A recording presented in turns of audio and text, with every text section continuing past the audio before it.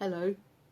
Well, I'm almost on time today. I said that I would give a little chat at 12 noon, and so here I am. So many things to talk about on a spiritual level, on a psychic level, so many things, and it's very difficult to choose a subject, and on top of that, to sort oneself out sufficiently to have it all together at the time. Now, I'm going to take a swig of this water. Your very good health. I mean that, of course, to all of us. Now, our best wishes, of course, go to the Prime Minister of Great Britain, Boris Johnson, for his continued recovery and healing. And, of course, to all those who are struggling at the moment with ill health, and especially those who have been struck by this virus. And we wish them all comfort, healing, and a recovery from this awful bug. Now then, there's been so much on Facebook, on social media, about mediumship and psychics, and when I say there's been so much about it, I really mean to say that there's lots and lots of people out there doing it. Mediums, psychics, all sorts of people tuning in to our needs at this time, to hear something that isn't miserable, to have some support and some comfort and a little bit of enjoyment, and I don't see why not. What concerns me, of course, is that so many people set themselves up. Really, we say if you set yourself up in the public eye, you will get knocked down, or at least you will become the target of people's not just interest, but criticism too. And I'm sure that I would come in for quite a bit of that from various factions and places. But you know, the thing is that I like to think that if we serve the truth as we see it, if we just put that out, it'll be all right.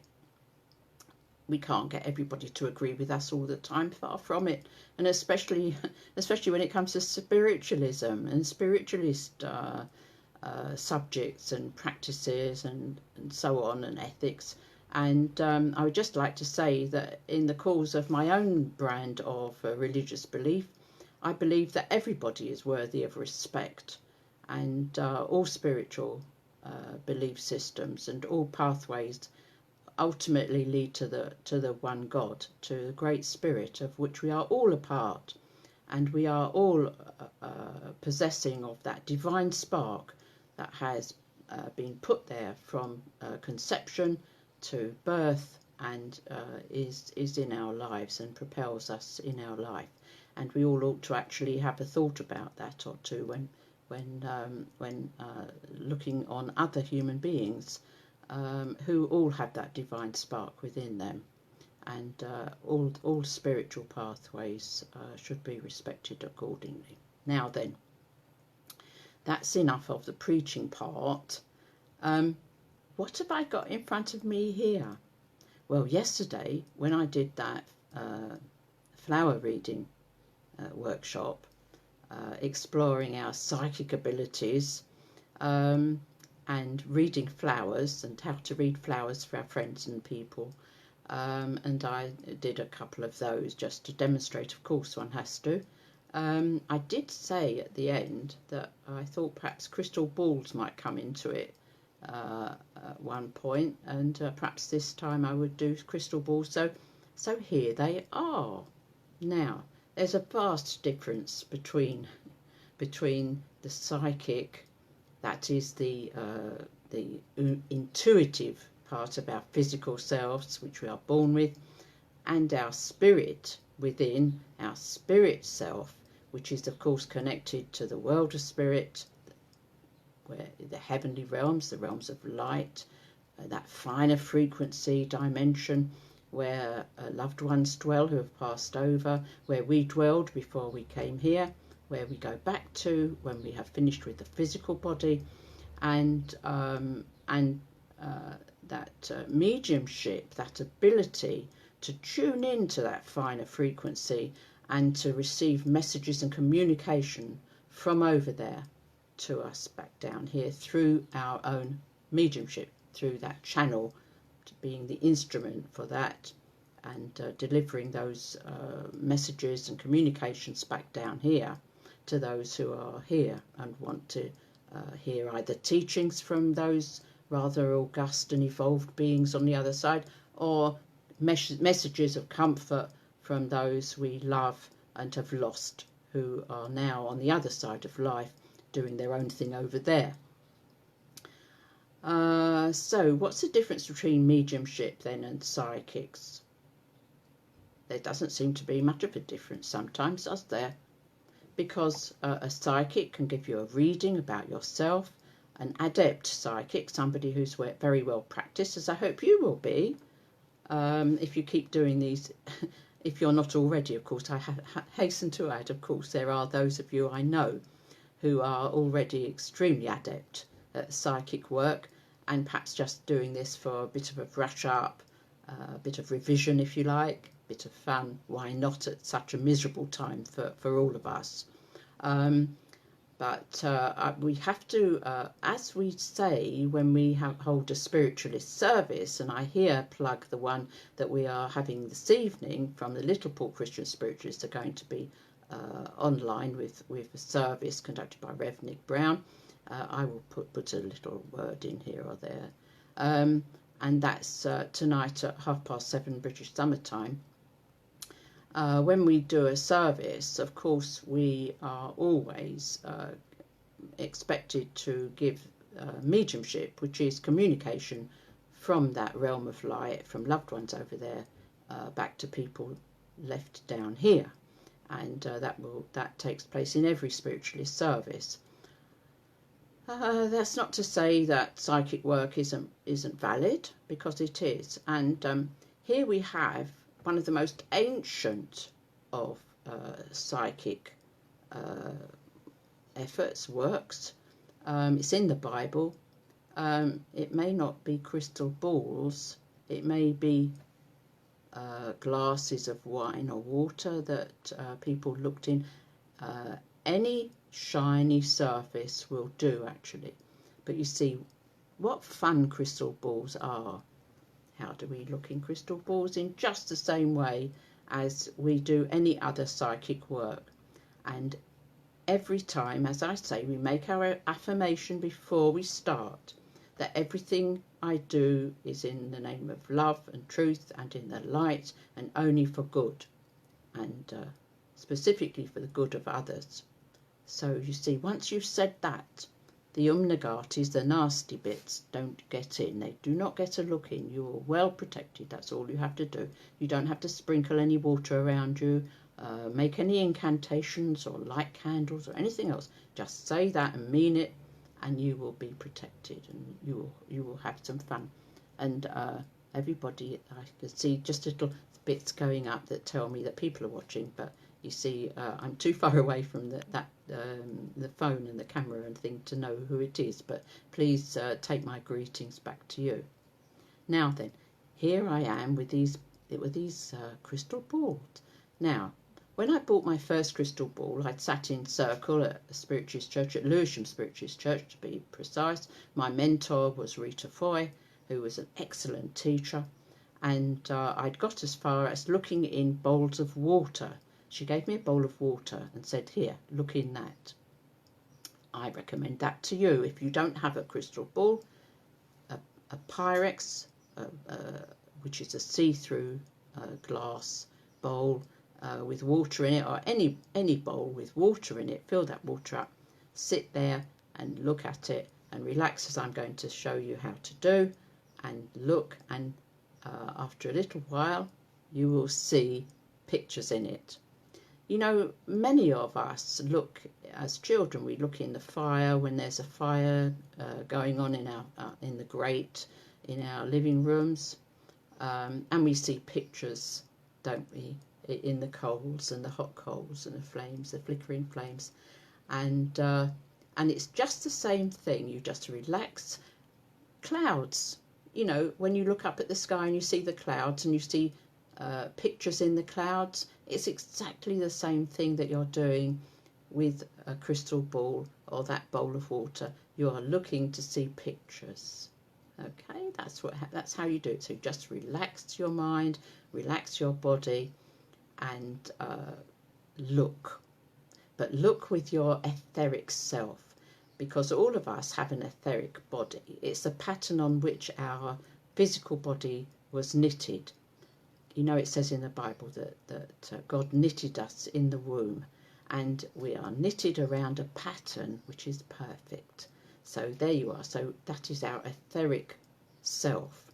That's the body, of course, which goes onto that spirit world, and by which we will be recognised by our loved ones, of course.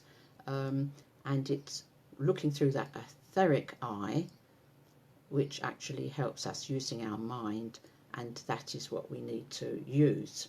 So what I would like to say before we go any further with this crystal ball is to tell you what mediumship is, because mediumship is different to psychic work. Everybody has to be psychic, of course, to develop their psychic abilities in order to then elevate themselves even further, to be able to elevate their consciousness to that higher frequency, that higher vibration, in order to seek those who are in the world of spirit and to receive messages. And in my book, there you are, it's my book again, the Spiritualist Handbook, which I have handy to hand, Spiritualist Handbook, I actually decided what mediumship was. I thought I'll make some principles of mediumship, and I said that mediumship is a sacred office and should not be undertaken lightly. Demonstrations of mediumship, whether in a theatre or tiny church, should be conducted with dignity and reverence, as it represents a spiritualist way of life. Remember, anyone who attends a spiritualist meeting may be there for the first time. That's important. So great care must be taken to represent our way of life appropriately, with compassion and understanding. And remember too that some may go on to develop as mediums or be developing, so standards of presentation must be of the highest. And then pioneers are of great importance for just this reason, and their standards were set high. Their evidence of survival after physical death was absolute and irrefutable. The study of their earthly lives is essential for expanding the general knowledge of a medium, who after all is only following on. And then pioneers after the Fox family and the rappings at Hydesville, such as the American Maria Hayden, later Dr. Hayden, and England-born Emma Harding, were responsible for an introduction of modern spiritualism to Britain. Emma Harding, Britain, founded spiritualist publications and a spiritualist church and the National Spiritualist Federation, which later, after her passing, became the SNU. Spiritualist photography has a profound effect on both mediums' lives and those they touch with their work, and it's based on a variety of propounded spiritual principles. So, you know, we have lots and lots of spiritualist principles, and all of it begins with, we believe in the fatherhood and motherhood of God. There. So that was what that's what I wrote in the Spiritualist Handbook. And talking of pioneers, of course, there's the book Voices Everywhere, which looks back to front, but never mind. Voices Everywhere, The Mysterious Doris Stokes Effect by Linda Dearsley, and she mentions me actually in the last chapter, because Doris Stokes, of course, as we all know, has always been very helpful to me, from the world of spirit back to this one. And in fact, I do have one of her crystal balls, which is not on this table at the moment because it would be a bit distracting. And I will take another sip of this water. Now, the other thing about the difference between mediumship, which is communicating with those higher spheres, and physical work of psychic variety, is that you do get a bit dry. Hence, I'm taking sips of water already. If it was a mediumship demonstration, or I was just contacting spirit, I wouldn't feel dry at all. I might need to take a little sip if I'm talking for a long time, as anybody would in a physical sense, but otherwise not. Now, here are all these crystal balls. Now you'll see that today the biscuit tin is covered with dark velvet. Now, it's always suggested that crystal balls should be kept in bags of velvet or dark cloth. I don't keep any of mine in such things. They are out and about, they are on my sideboard, they're on the windowsill, they're everywhere. It's a march of the crystal balls, and they are not kept hidden away, so anybody can see them. And there's a lot of ritual and ceremonial attached to crystal ball gazing. I choose not to take any notice of that whatsoever. These balls do not get washed in salt water, buried by the light of the moon, or have anything said over them, or nothing at all. They are just instruments by which we might see something which we otherwise would have hidden from us. And of course, they're very much to do with looking at the future. And of course, at this time in the world's progress, everybody wants to know, when is this awful virus going to come to an end? When will they have a vaccine? When will people get better from this? How will people get better from this?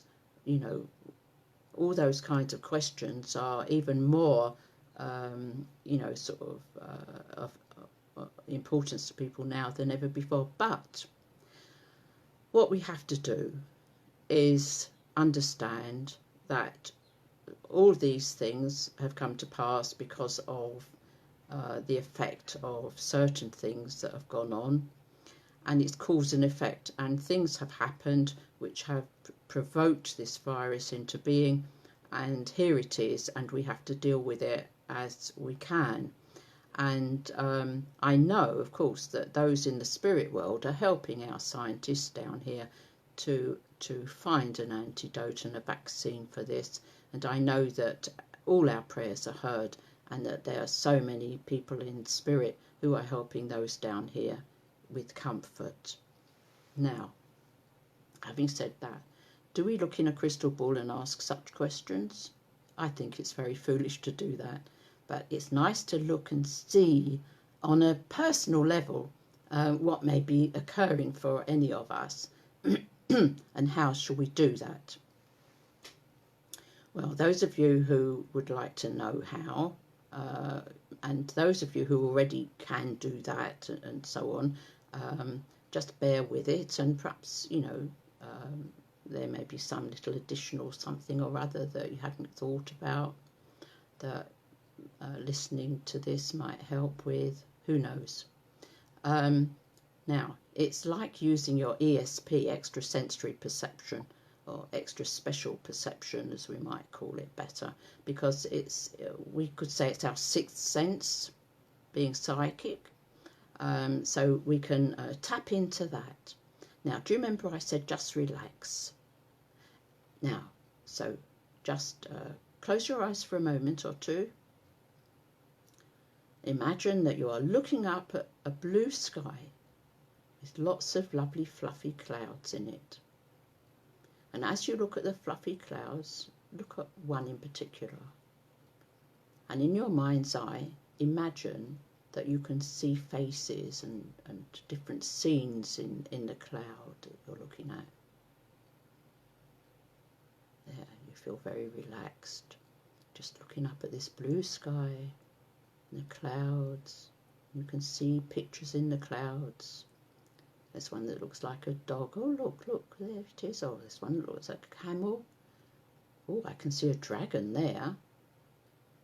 And I can see rows of houses. I can see lots of things in those clouds. Well, now, open your eyes again.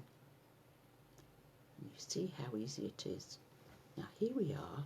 Why not have a look from where you are and look into that crystal ball, and putting away all thoughts about reflections or anything.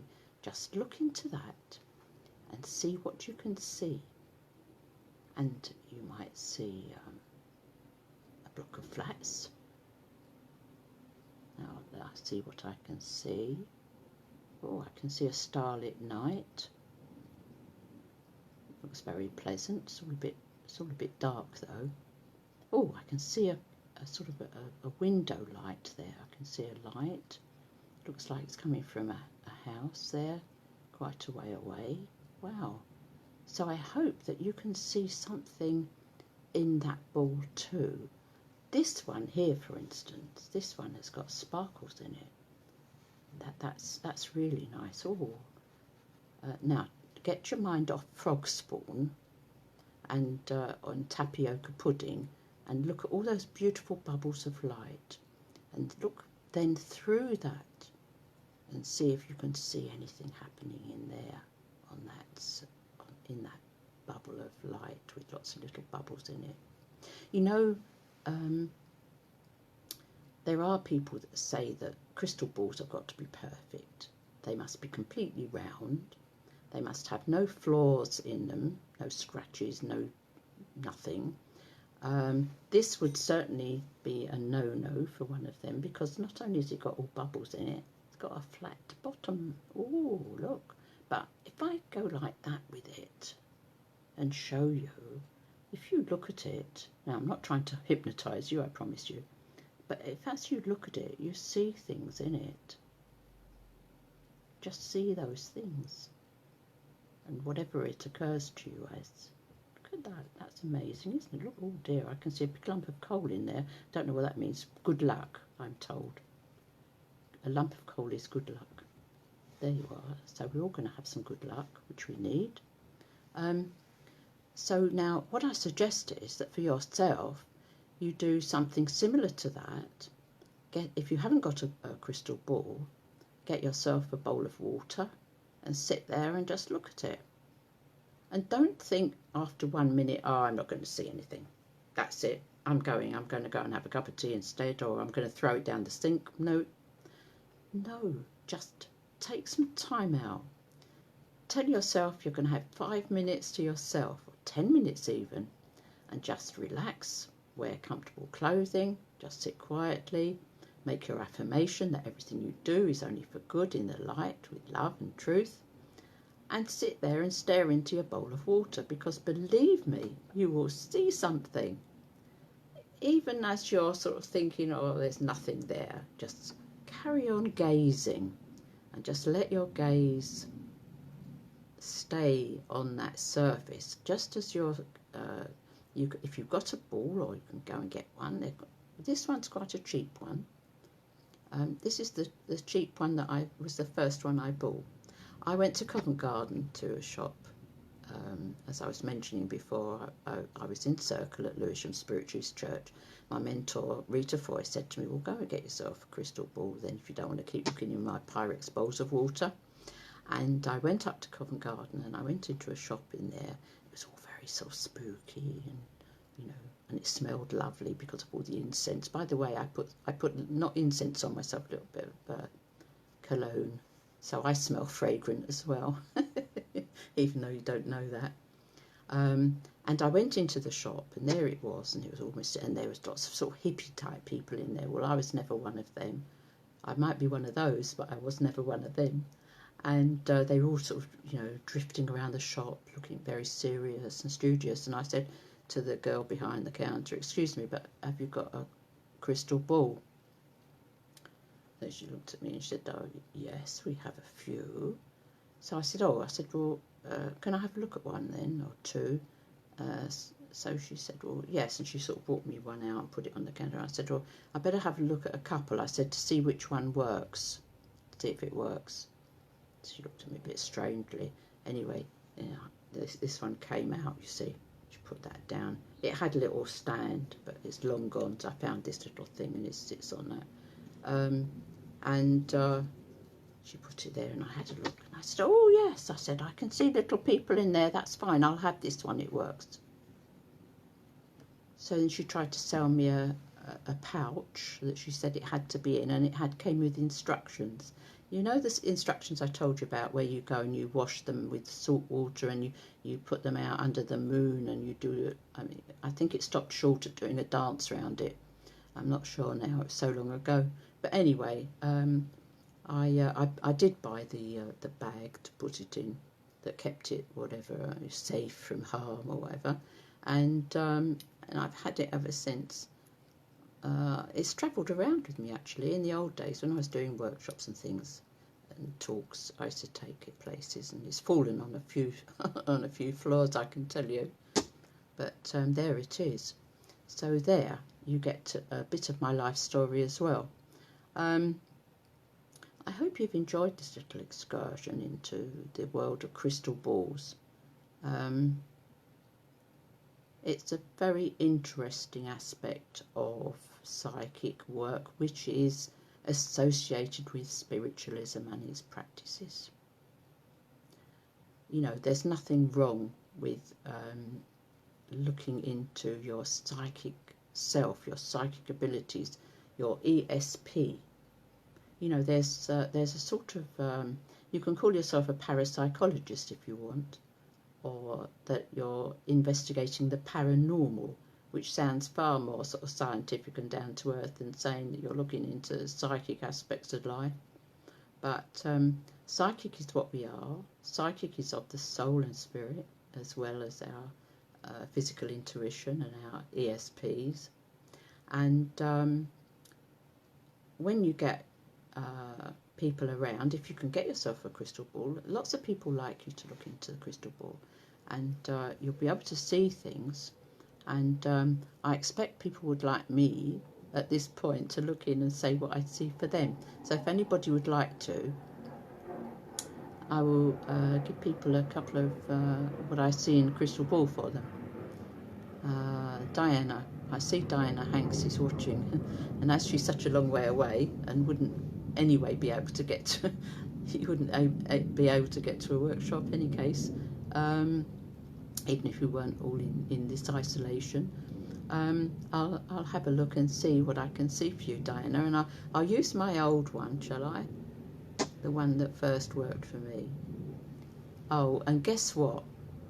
I see a huge expanse of ice. And I can, this is the truth I'm telling you. I can see a doggy running across the ice. Wonderful happiness. I can see in the distance a very dark sky, and I hope that perhaps you can recognise this.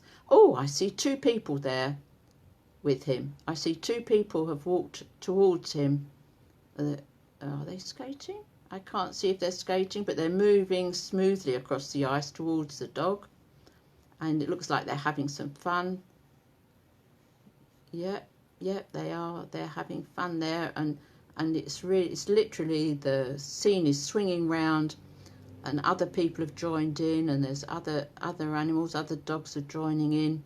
It's just a wonderful scene, and I can just tell you that that's what I saw.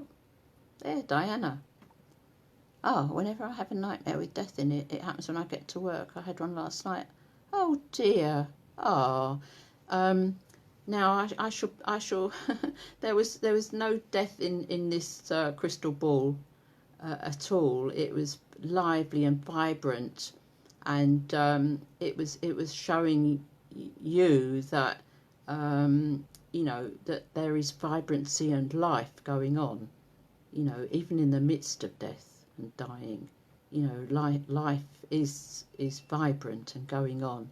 So I think that's something that all of us can take. And you know, I can still see all this. There's all sorts of activity, and basically because I'm not supposed to be giving mediumistic messages, but as you know, I do nothing without spirit help, and I do get told off while I'm chatting to you as if like nothing at all is going on between me and them upstairs. They're in my ear all the time. And I can tell you that this is to give you upliftment, Diana, because you need that, of course. And as you've just told us, you have these awful nightmares, and as every health worker at this time must be struggling against that. weight of negativity and upset about everybody. So, and of course we thank you for your work, and I hope that that's helped you greatly, because it's just really nice. I can still see them in there playing.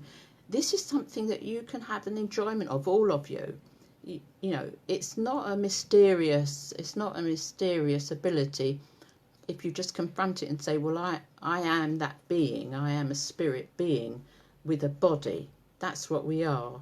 St. Paul in the Bible tells us that we are, you know, we are clay vessels with a light in. You know, our bodies are just what we have for down here. When we go over to the next world, we don't need these physical bodies. We have an etheric duplicate, and within that we have this wonderful bubble of light, which is our real self, our soul, if you like.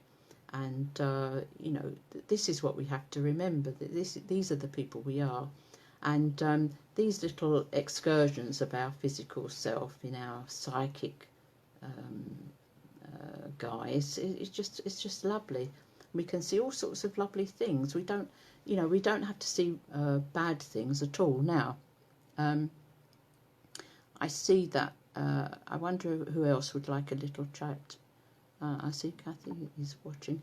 All these things says wave, and I daren't touch the screen because I know that with my clumsiness that we would all disappear in a puff of smoke. Now then. I hope that you've enjoyed that little chat, and that Diana's liked her little message that she got. And the fact is that when you hone your psychic skills, whether it's flower reading, string reading, you remember we did that too. And I would say to all of you, if you like these little chats about psychic work and workshops, I think I've done about 3 now, and you can watch them back, and you can follow the instructions, if you want to call them that, and actually practice makes perfect. I've been doing this kind of thing ever since I started developing, and all the circles that I've ever held, all the spiritual development circles, have always contained an element of psychic work in them, because it's fun, and it also quickens up your abilities. And then when you get to a certain stage, you know that you're getting a connection with spirit. And that's really exciting. But there is a difference. There's a level. So below this is the psychic stuff that we're all doing that makes us feel a bit dry. And then above that is spirit and spiritual work. And that's where all our prayer assembles. That's where our prayerful thoughts are, where our friends in the spirit world are, where the angels are, and where God is. So, you know, as I've said before, whatever we're doing in the presence of God anyway, because we make our affirmation, and all those who work with us and who love us on the other side of life all see us as a little brightness. They see our little light shining. Oh, good, they're saying prayers, or they're saying something nice. We'll attend to that. So there we are, you see. So we're very close to that spirit world when we're doing this. And that's why some people warn against it. But as long as we say that everything we do only for good, in truth, in love, and in the light, we'll be fine. So I think that's probably all I can do with you in terms of explaining about how we look into crystal balls. And don't forget what I said, that you can look into water. Water is magic, of course. We cannot exist without water. You know, all the exploration of other planets has all been geared around, is there water? Because, of course, water is H2O, which means there's oxygen about. If there's water, there's oxygen. So we need water to live. We can live without food, actual food for quite a long time, as long as we have water. And it's magic. And it does, like everything else, it has a memory. Everything in the world, everything in the universe has a memory. imprinted on it, and that will be for another time. I'll talk to you about picking up memories from objects, which we call psychometry. So I think that's what we can do next. I hope that you've enjoyed this. And Yvette Flint, I'll have a look for you. Let's have a look. I'll show you that you can look in anything. We'll have a look at this one. I'll move my little old one out of the way, and I'll look in this one, Yvette, for you, and see what I can see. Well, the other thing that people say is when you look into a crystal ball, it sort of you start to see a sort of a mist or something, and I can see a sort of mistiness there, which I'm hoping will form into something. We have a lot of animals with us today. I see beautiful animal there. It's got very pale fur, lovely and cuddly, and I feel that this animal come to give you strength and courage. This little animal was a fighter. It got quite ill, but it was fighting away, and it survived for quite a much longer time than you'd expected. So there you are. So that's this little animal that's come here. I can see it quite, I wouldn't say clearly, because it's a bit of it looks like sort of a nondescript. It's sort of like a bit, dare I say, sort of mongrelly, because it's sort of a bit shapeless but lovely. And that's what I see, Yvette. So I hope that you can accept that for yourself. But again, it's in this sparkly ball that people say you could never see anything in. There you are. So, and of course this one, this major big one, that's the one that still has that little place. It's like the little house on the prairie right there in the distance, and a lovely starlit night, and it's very dark. So it's sort of way out in, I would say, in the outback, I would have thought, sort of countryside where there's just no light other than the stars and the moon when it's out. So there. Well, I hope that you've all enjoyed that. And perhaps if I've explained a little about the difference between actual mediumship and psychic work, so that you yourself know the difference, I think that's a good thing. Well, I'm going to have myself a nice cup of tea now, and I hope that you have some nice refreshments that you can have. And this evening, just to remind you, we have that Little Port Christian Spiritualist service, and the medium for this evening is Carlos Galeana, and he's very good, lovely man. And I was privileged to actually, I remember giving him a message from his father quite a long time ago now, when he came along to a demonstration of mediumship that I gave in Oliver Cromwell's old house in Ely. I loved doing that. Oliver Cromwell was such a Puritan, wasn't he? And he abolished Christmas, and he stabled his horses in Ely Cathedral.